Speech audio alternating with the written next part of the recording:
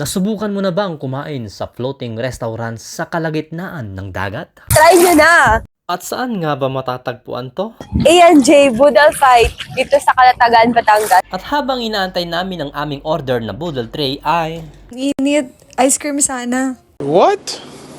Sakto babe. Ayun no, ice cream. Weh, di nga. Mga vendor sa kalagitnaan ng dagat. At sumasabit din sila sa floating cottage para magtinda. Ano yan? Mga nagtitinda rin pong mga perlas dito. At mga floating vendor. At ang pinakaantay namin pagkain ay dumating na din sa wakas. At sa sobrang excitement nila ay na-unbox kaagad ang boodle tray.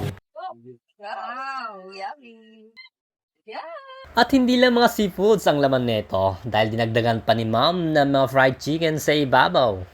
Maraming salamat po, Ma'am Jessica Solomon.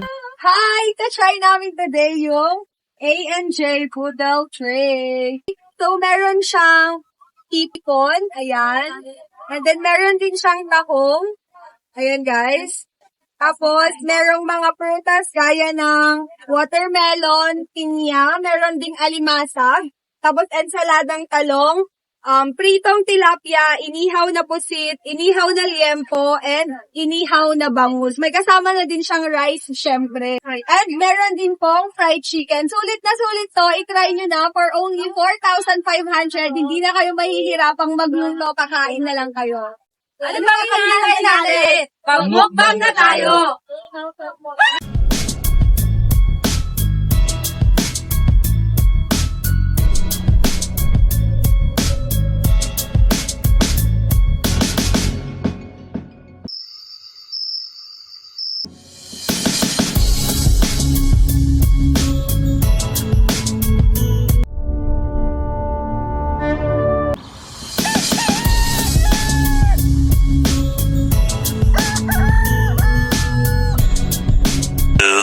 Years later.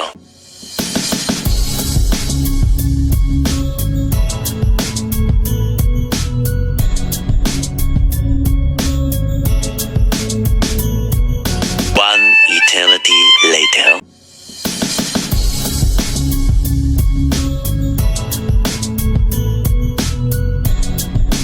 At sa wakas, natapos din ang pagkahaba-habang kainan. Grabe, ibang-iba ang vibes kumain sa gitna ng karagatan. Kabayan, ano po ang masasabi nyo sa kinain natin na A&J Boodle Tray?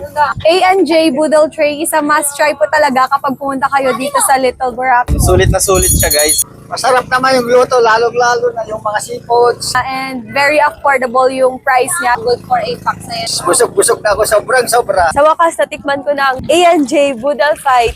Sulit pera nyo. Ay, since yung in-offer nilang food is sobrang dami na. Maganda yung pagkain. Lalo na yung... Crab. So Masarap kasi yun eh. gusto mo kainin mo lahat ng crabs? Yes. Wala, di ako nag-enjoy. Bakit?